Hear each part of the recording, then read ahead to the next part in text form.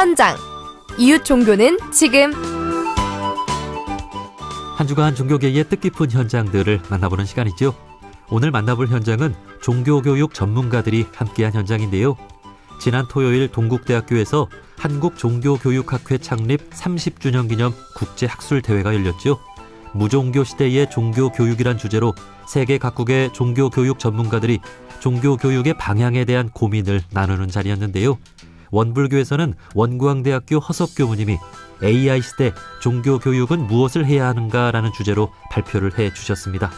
그 이야기 들어보겠습니다. 허석 교무님을 만나보겠습니다. 교무님 안녕하세요. 네, 안녕하세요. 예, 반갑습니다. 한국종교교육학회, 교무님도 여기 학회원으로 계시는군요. 네, 저도 학회 이사로 활동 중입니다. 앞서 PD님 말씀해 주신 것처럼 올해 30년이 된 학회이고요. 창립 30주년을 맞이해서 지난 주말에 국제학술대회 규모로 성황리에 학술대회가 열렸습니다. 그래서 네. 국내외 종교교육 관련된 연구자와 현장 전문가들이 함께해서 종교교육의 미래를 고민하는 시간이었습니다. 네. 지난 월요일 학회장이신 손원영 교수님과도 말씀 나눠봤습니다만 오늘날 학교에서 종교교육이 제대로 이루어지고 있지 않다는 그런 말씀을 해주셨어요. 원광대를 비롯한 우리 원불교 종립학교에서는 종교교육을 좀 하고 있나요? 네, 저희 원광대를 비롯한 종립학교가 원불교 개교정신과 권학 이념의 바탕에서 종교교육을 해오고 있습니다. 그렇지만 사실 종교교육뿐만 아니라 한국의 모든 공교육 현장이 경쟁교육에 치중되어 있는 것이 현실이잖아요. 네. 그래서 교육의 본질을 고민하고 바른 교육의 길을 찾는데 더 노력해야 될 시점이라는 생각이 들고요. 종교교육도 사실 그런 시대적 흐름 속에 있고 또 종교교육이 자칫 선교 활동으로 오해되기도 하기 때문에 조금 어려움들이 없지 않습니다만 제가 근무하는 원광대학교는 우리 대학이 세계 유일의 도덕대학을 비전으로 내걸고 있습니다. 네. 그래서 교양교육을 통해서 인간을 참 인간이 되게 하고 종교가 추구하는 공공선이나 평화, 나눔의 가치를 배우고 실천하는 다양한 교과, 비교과 프로그램을 운영하고 있습니다. 네. 종립학교에서 종교교육을 할 때 자기 종교만 가르치는 게 아니죠. 예, 맞습니다. 당연히 여러 종교를 두루 이해하고 배울 수 있게 하는 것이고 종교 간 이해와 또 상호 존중을 가르치는 것입니다. 자, 그리고 이를 통해서 또 마음과 정신을 돌보는 방법을 또 가르치는 것도 포함하는 거 아니겠습니까?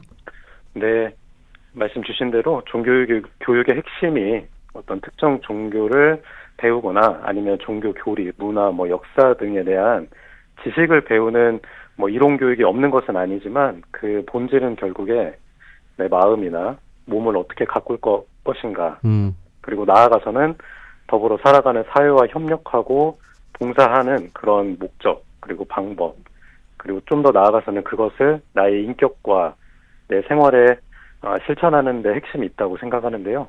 원불교로 말하면 이것이 마음 공부겠죠. 네. 그래서 몸과 마음을 잘 지키고 사용하는 법 그리고 인간답게 살 수 있는 길을 묻고 고민하고 지혜를 얻고 실천하는 교육이 종교교육의 핵심이라고 할 수 있겠습니다. 네. 일반 학교에서 앞으로 종교교육을 잘 해나가야 되겠지만 우리 종립학교들이 좀 할 수 있는 선에서 또 종교교육의 네. 모범을 잘 보여주는 것도 중요하겠습니다. 예, 맞습니다. 예. 예. 자, 이날 학술대회 이야기도 좀 나눠보겠습니다. 이날 여러 종교교육 전문가들의 발표가 있었는데요. 교무님께서 아주 뜻깊은 주제로 발표를 해주셨어요. AI 시대의 종교교육은 무엇을 해야 하는가라는 주제였는데요. 이 주제를 정한 이유가 있을까요? 네, 사실 AI는 거스를 수 없는 물질 문명의 총합이잖아요. 네. 그리고 우리 삶에 엄청난 영향을 미치고 있고요. 이제 인간의 지적 능력뿐만 아니라 어떤 판단력, 창의력, 공감력 등 사실 인간만의 고유한 정신적 영역이라고 생각되어졌던 다양한 가치들에서도 AI가 인간을 뛰어넘는 그런 시대가 올 것이다라는 그런 예측을 하고 있어요. 네. 사실 미래가 어떻게 그려질지는 누구도 모르고 AI가 어떤 방향으로 흘러갈지도 예측하기는 어렵습니다만 저도 마찬가지로 AI 전문가는 아니지만요. 이에 대한 원불교적인 입장 그리고 원불교 종교교육의 길을 모색해야겠다는 그런 사명감 이런 것들이 좀 있어가지고 사실 잘 모르는 주제였지만 이런 주제로 좀 많이 공부하면서 발표를 하게 되었습니다. 예. 교무님의 이 발표 주제는 원불교가 세상에 나온 이유, 즉 원불교 개교표와 맞닿아 있다는 생각이 들어요. 물질이 네. 개벽되니 정신을 개벽하자. 이게 원불교 개교표인데 또 이와 맞닿아 있다는 생각이 듭니다. 네, 맞아요.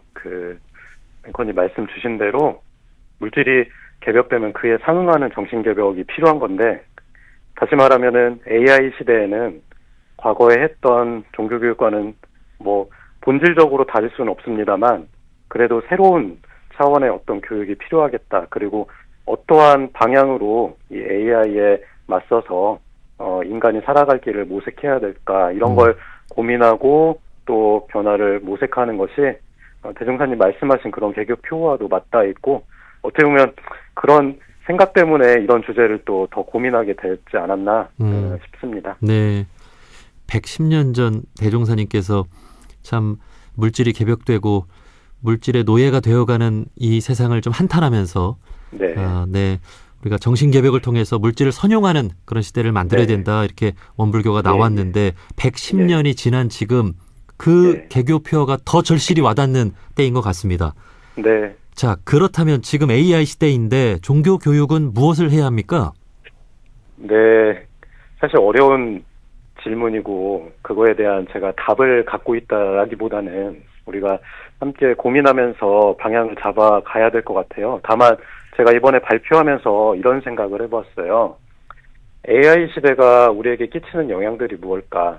특히 이제 교육에 있어서 어떤 문제들이 있을까 생각을 하면서, 우리가 AI 많이 사용하고 계시잖아요. 네. 근데 AI가 예를 들면은 제가 원불교라고 하는 분야의 전문가이기 때문에 이제 AI를 활용해서 원불교에 관한 여러 가지 정보들을 습득을 하면 그것이 어떤 부분은 맞기도 하고 틀리기도 하고 활용되기도 하잖아요. 예. 그래서 저에게 도움이 되는데, 만약에 원불교를 전혀 모르시는 분이 AI로만 원불교를 접하게 된다면 자칫 그 원불교의 핵심을 놓치거나 아니면은 사실 오해를 불러일으키는, 아니면 제대로 된 이해를 할 수 없게 되는 예. 그런 경우가 될 수 있을 거라는 생각이 들어요. 이게 원불교 뭐 예를 들었지만 모든 분야에 다 마찬가지일 것 같고요. 또 하나 우리가 생각해 봐야 될 게, 이 AI라는 게 어디까지나 지식을 전달하는 거잖아요. 예. 그러니까 정보를 전달하는 건데, 근데 원불교로 용어로 말하면 이 AI는 최고의 정밀한 아르마리를 제공하는 것이거든요. 네. 그런데 문제는 이 아르마리 너머에 우리는 어떤 지혜, 깨달음, 이런 것이 사실은 필요한 시대고, 네. 또 더 나아가서는 이 지식이라고 하는 거를 내 생활이나 아니면 내 인격으로 체화하고 훈습하는 과정이 정말 필요하다는 생각을 하거든요. 네. 그런데 이것은 AI가 결코 해줄 수 없을 뿐만 아니라 AI 시대가 됨으로써 오히려 이러한 가치들을 중요하게 여기지 못하게 되는 경우들이 생길 것 같아요. 단지 그냥 지식적으로 이해하고 알고 많은 그런 문제들. 근데 사실 종교교육이 무엇을 해야 될까? 저는 뭐 단순하게 생각하면 가장 단순하지만 핵심적인 어떤 그 종교의 가치들, 이런 것을 내 몸과 내 생활에 체화하는 교육, 이제 원불교로 말하면 그런 훈습하고 훈련하는 그러한 교육이 되어야 되겠다라는 생각을 하고요. 또 이런 생각을 하는데 앞서서 제가 어떤 교양을 갖추기 전에 AI를 활용하는 것의 문제를 말씀드렸는데, 네. 다시 말하면 우리가 AI에게 질문할 수 있는 어떤 질문을 잘할 것이냐, 이런 것도 중요하지만 때로는 AI에게 질문하지 않을 힘도 필요한 것 같아요. 예. 그래서 AI에게 질문하지 않고 자기가 어느 정도 공부하고 그런 노력을 통해서 어떻게 보면은 자기 실력을 쌓아가는 그런, 우리로 말하는 이제 자력 양성이라고 할 수 있는데요. 네. 이런 것들을 함께 병행하는 그러한 교육, 그리고 그러한 어떤 삶의 방식들을 가르쳐주는 그런 교육이 종교교육에서 필요하지 않을까라는 생각을 더 하게 되었습니다. 예. 참 중요한 말씀을 해주셨네요. 사실 우리 교무님 입장에서 그 원불교를 잘 아니까 이제 AI를 통해서 원불교에 대해 물어봤을 때 뭐 이거는 뭐 맞는 말도 있지만 분명히 좀 이렇게 어색하고 틀린 부분도 있을 거 아닙니까? 네. 그런데 원불교를 모르는 사람이 이를 활용할 때는 그냥 이렇게 받아들이게 되는 것이죠. 예. 예. 또 더 중요한 거는 의문을 걸지 못하게 한다는 거예요. 예. 다시 말하면 조금 잘못된 정보를 제공하는 정도가 아니라 이게 정말 예를 들면 이론상의 진리가 뭘까? 우리가 이걸 지식적으로 아는 게 중요한 게 아니라 그게 뭘까라는 걸 물음으로써 그리고 그걸 지속함으로써 어떤 깨달음에 가까워지는 것인데 네. 오히려 AI가 그런 걸 방해할 수도 있다라는 것이죠. 네. 우리가 종교는 말로만 배우는 게 아니죠. 예. 네. 그 진리도 말로만 우리가 느낄 수 있는 게 아니듯이 예. 특히나 우리 종교계에서는 이 AI의 그런 활용을 좀 잘 네. 해야 되겠습니다. 네. 그 왜 대종사님도 그런 비유를 해 주셨잖아요. 예. 그 칼도 잘 활용하면 맛있는 요리를 만들어낼 수 있는데 잘못 네. 활용하면 사람을 다치게 할 수 있다. 네, 맞습니다. 이 AI도 우리가 주체성을 가지고 잘 활용해서 은혜가 될 수 있도록 해야 되겠네요. 네, 맞아요. 아까 비유로 이제 칼을 드셨는데요.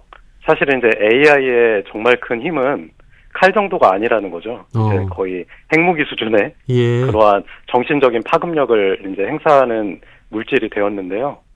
이럴 때일수록 그야말로 대종사님 말씀하신 과학 공부와 도학 공부를 병진하는 그러한 교육이 필요하다는 생각이 들어져요. 그러니까 AI를 잘 활용하는 방법이 무엇일까? 물론 이제 구체적인 어떤 방법들이 있을 수도 있겠지만 큰 틀에서 보면 AI를 활용하는 사람이 AI도 정말 제대로 알고 그래서 AI가 무엇이고 그것이 갖고 있는 어떤 특징이나 아니면 그걸로 인해 파생될 어떤 영향들이 무엇인가 이런 것들도 잘 알아야겠지만 네. 실은 그게 이제 과학 공부겠죠. 그렇지만 그걸 사용하는 인간의 마음 그리고 AI 뒤에 서서 사실은 인간의 탐욕이나 여러 가지 자본주의 논리가 작동하고 있는 것이잖아요. 네. 그래서 그걸 공부하지 않으면 결국에는 어떻게 AI를 활용하든 이 AI가 정말 은혜가 되기 어려울 수도 있겠다는 생각이 들어요. 네. 그래서 도학 공부와 과학 공부가 병진되는 그런 정말 대종사님이 말씀하신 진정한 문명 그리고 그런 교육이 되어야 되지 않을까라는 생각을 합니다. 네. 주변에서 이 AI를 활용하는 사람들 이야기를 들어보면 참 심심할 때 친구도 되어주고 네. 뭐 애인처럼 뭐 아주 예. 따뜻한 대화도 주고받고 예, 또 예. 종교에 대해서 궁금하면 또 목사님이나 교무님처럼 설교도 탁하니 들려주고 네, 맞아요. 네. 하지만 이 안에는 우정이나 사랑이나 감동은 없잖아요. 예. 예. 자, 그러다 보니 우리가 참 이를 잘 활용하는 그런 능력을 가져야 될 텐데 교무님 말씀처럼 우리 원불교는 도학과 과학을 겸전하는 종교잖아요. 네, 네. 그 종교 교육적인 차원에서도 우리 학생들에게 이 활용 능력을 가르치는 것도 중요하지만 일선 네. 교당에서도 우리 예. 교도님들한테 AI 활용 능력을 잘 가르치는 예, 것도 예. 좀 필요하겠어요. 예, 맞습니다. 그런데 우리가 이 AI 활용 능력을 가르친다는 것이 단순히 AI를 활용해서 예를 들면 교당 운영이나 뭐 교화의 효율성이나 지적 활동에 도움이 되는 정도에서 머물러서는 당연히 안 되겠고요. 사실은 AI를 잘 활용하는 유능한 그 기술적인 교육을 하면서도 앞서서 말씀드린 것처럼 AI에 끌려 살지 않고 AI의 주인으로 살아가는 그런 삶의 방식을 가르쳐주는 네. 그런 활용 능력을 기르는 곳이 교당이 되어야 되겠죠. 네. 그리고 사실은 그런 걸 가르치는 곳이 없잖아요. 그렇죠. 예, 그런 생각이 듭니다. 네. 우리가 개개인적인 어떤 삶의 차원에서 보면 주체성을 가지고 이 AI 활용 능력을 키우는 것도 중요하겠고 사회적인 차원에서도 보면 이 AI 활용 여부에 따라 인간 소외 현상이 일어나기도 하고 일자리 대체 현상도 나타날 것이라고 또 걱정이 되잖아요. 우리 또 종교계가 선제적으로 이런 고민과 또 대안을 제시하는 것도 필요하지 않을까 싶어요. 필요한 정도가 아니라 이제 종교의 존재 이유이겠죠.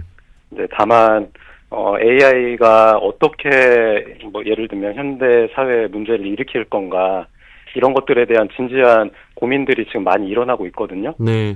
근데 이제 그런 고민들과 함께 종교적 차원에서도 함께 이제 그런 인문학적인 고민이나 어떤 기술적인 고민이나 아니면 법적인 그런 고민들과 함께 할 수 있는 함께 연대해서 뭔가 이걸 고민하고 그리고 그 AI를 정말 인간의 삶에 유용하고 도움이 될 수 있고 전 문명, 전 지구적인 차원에서 우리가 도움을 줄 수 있는 은혜가 되는 그런 AI로 만들어 갈 수 있도록 그런 뭐 예를 들면 그런 뭐 공론의 장이나 어떤 그런데 종교인들도 적극적으로 참여해야 된다는 생각을 하고요. 그리고 정부에 계시는 분들이나 사회 오피니언 분들도 종교의 그런 분들과 함께 좀 고민하는 그런 자리를 좀 마련해 주셨으면 좋을 것 같아요. 네. 그래서 결국에 이런 시대에 정말 종교가 다시 어떤 필요성을 더 체감하는 시대인 것 같고 더군다나 우리가 또 AI 강국을 지향을 하잖아요. 네. 그런데